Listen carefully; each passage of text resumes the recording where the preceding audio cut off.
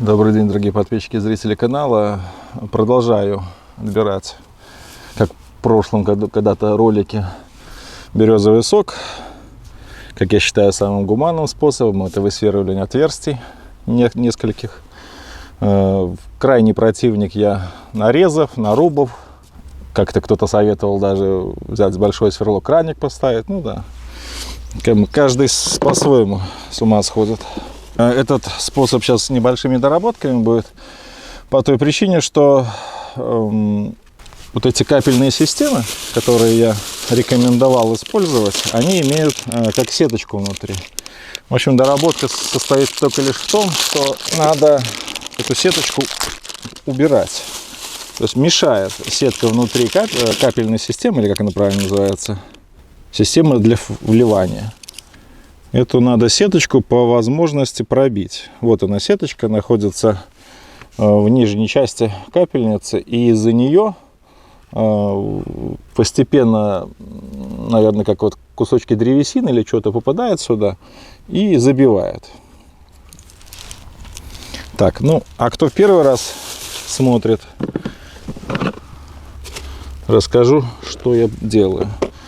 Отбор сока производится по старинке, да, топором нарубили, забили дощечку, все это течет. Ну, как бы я не знаю, но это березы мои, находятся на моем участке, и нарубать их тут ради этого сока, не настолько много сока этого надо, во-первых.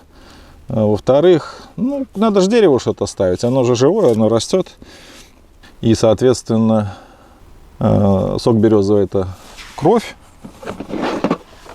дерева, и не стоит сильно его насиловать.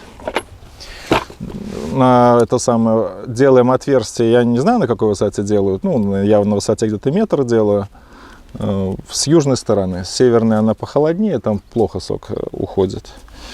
С одного дерева, ну вот я с этого, допустим, сколько оно тут, сантиметров 26, 30, наверное, я 3 капельницы ставлю, у меня вот так вот натекает. Собираю сразу стеклянный бутыль, ставлю бутыль. Вот, и этого вполне достаточно, чтобы попить, там, восстановить силы, детей напоить, ну и все. А больше зачем? Ставить квас там, это, ну как бы так, не приверженец я этого. Капельницу нужно подготовить. Подготовить — это убрать нижнюю часть, она не нужна. Ее просто скотчем закрепляешь. Я их просто откусываю, нижнюю часть капельницы. Или, как правильно, система для вливания. Эта часть остается, но она остается как бы только лишь как этот регулятор подачи раствора, только как именно как балласт, чтобы вот именно к низу оно было, чтобы не выскакивало с бутыли. Вот, отмеряем примерно метр. Как можно, вот оно в таком виде выглядит, заостренное. Берется, я уже не помню размера, там 5,6, по-моему. Сейчас вот замерим, сколько тут в широкой части. 5,3, 5,4. В широкой части 5,4 миллиметра. Берем сверло пятерочку. Под дерево вот я возьму пятерку. На глубину примерно, ну сколько тут, 5-6 сантиметров я просверливаю. И как бы, вот я уже старый не вижу. Дерево, после того, когда вы сок закончили брать, я палочкой затыкаю, и дерево спокойно эту ранку затягивает. Не в палец толщиной, когда оно тоже затянет, наверное, но очень долго, а именно вот такое. И вполне, вот, то есть я считаю, что этот способ самый гуманный для дерева, да и человеку не надо там, если вы хотите прям много сока березового, ну идите в лесничество и купите там 200 литров, там 300 для каких-то своих целей. Ну а как бы в быту для себя чуть-чуть хватит вполне того, что я делаю. Ну каждый решает по-своему, каждому, что кому надо. Так, берем пятерку. Сверлю я снизу вверх, чтобы и капельницу также ставить. Вот, и сразу у нас видно, вот потек березовый сок.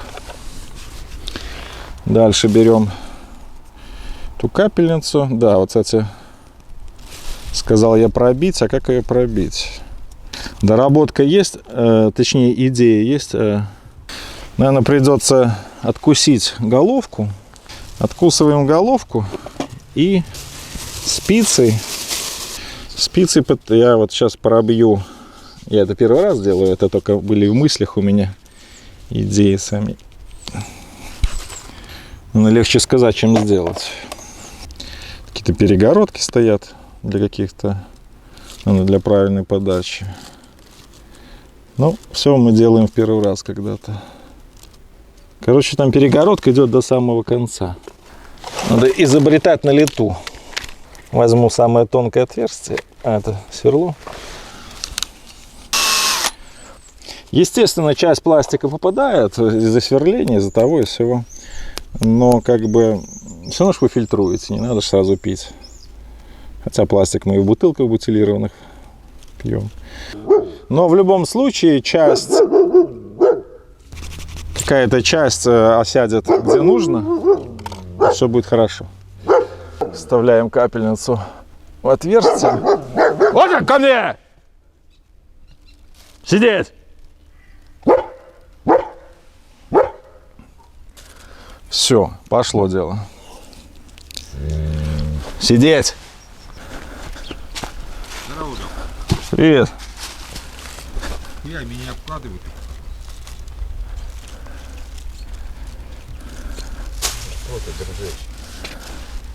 Не трогай его. Не трогай. Не трогай! Не трогаю. Сидеть! Не трогаю вообще. Стою тихо.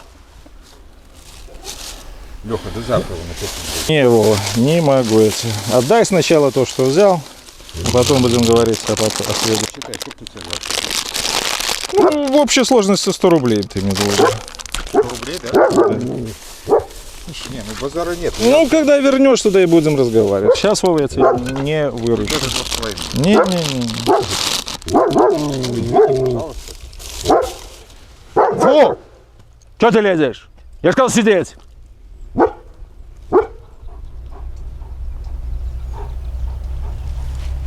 Все, молодец. Сиди.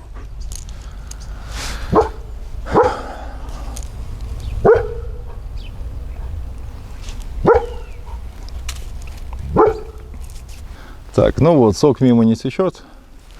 Это, кстати, приходил мой сосед Вовик. Уже года 4 на стакане, блин. Я уже говорил, что раньше помогал ему там. Я думаю, ладно. Выручал. А ему все плохо и плохо. Ничего не меняется.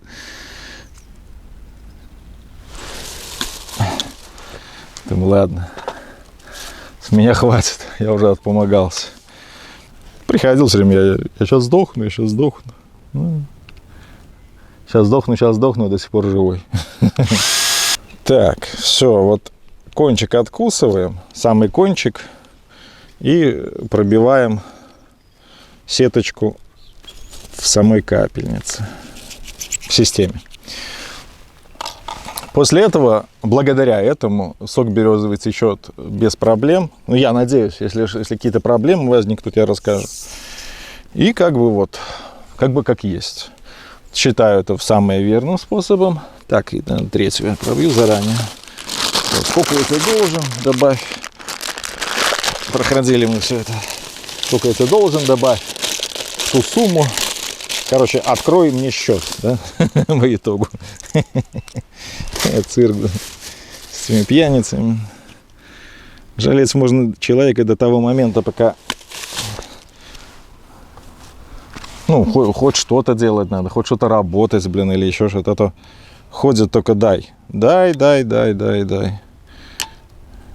будто, блин. Вот. Взял, поднял на 5 рублей, на 10 рублей. Ну, вот минус, конечно, что пластик вовнутрь попадает. Ну, в общем-то, дальше сетки он не зайдет. Если есть способ какой-то другой, было бы неплохо. Но вот сзади разобрать эту часть я как-то не... Ну, надо посмотреть, разбирается ли она. Это уже будет в следующем году.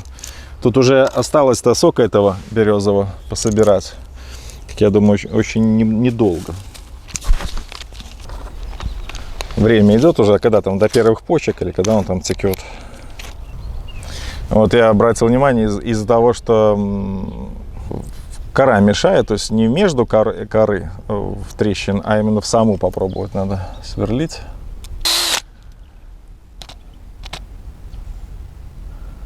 Ну видишь, вот где в кору пробиваешь, там вроде бы как бы медленнее течет. А нет, пошло. Вот здесь лучше.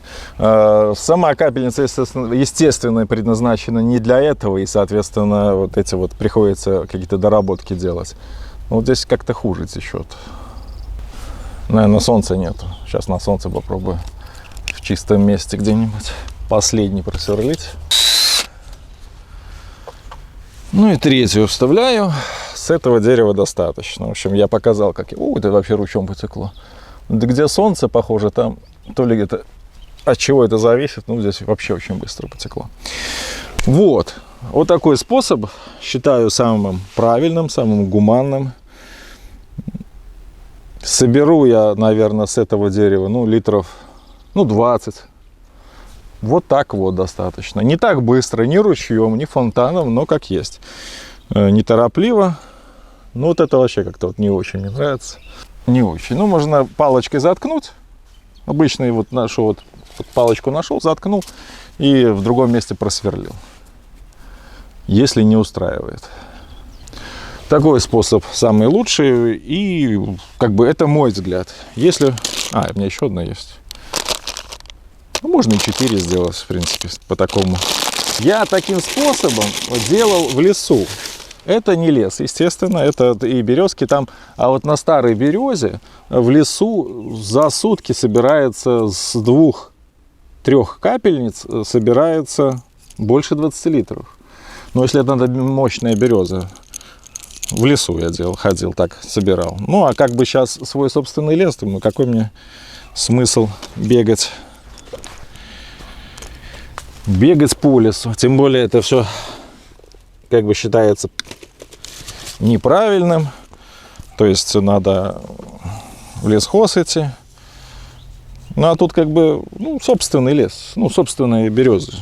Чем мне ходить, когда у тебя прям на твоем участке все и растет? Я в этом смысла не вижу. Так вот по чуть-чуть, по копеечке, потом посчитал, да, рублей 100 должен. Я уже как бы и простил, а что? Во-первых, а что мы сделаем? Что? Бегать за ним, что с него возьмешь? Какой-то хлам принесет, там, купи. Так, ну вот еще с одной стороны, потом сблизи покажу все.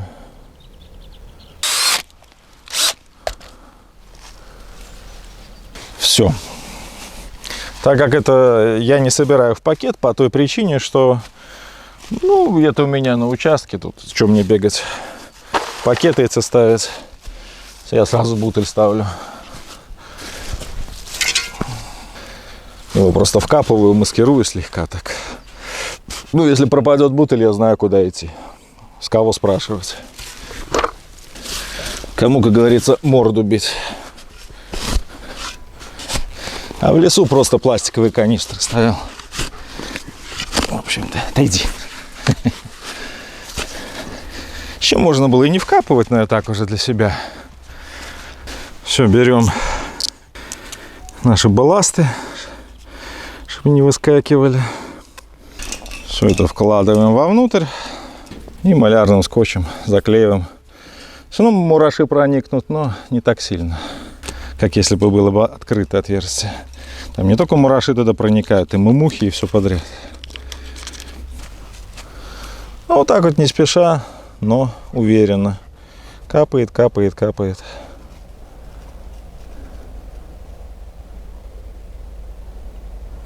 Каждая капельница. Но сейчас вот солнце садится, похолодало, уже сразу сок замедляется.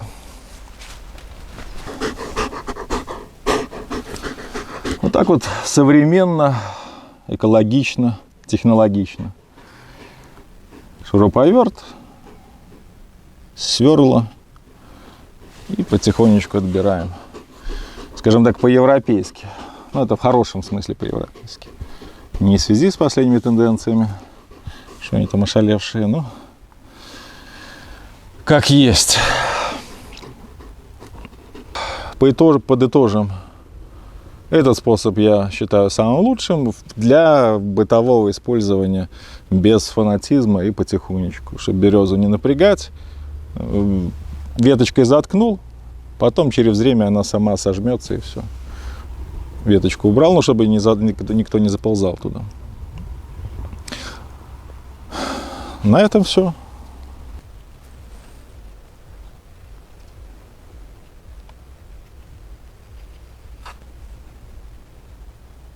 Oh.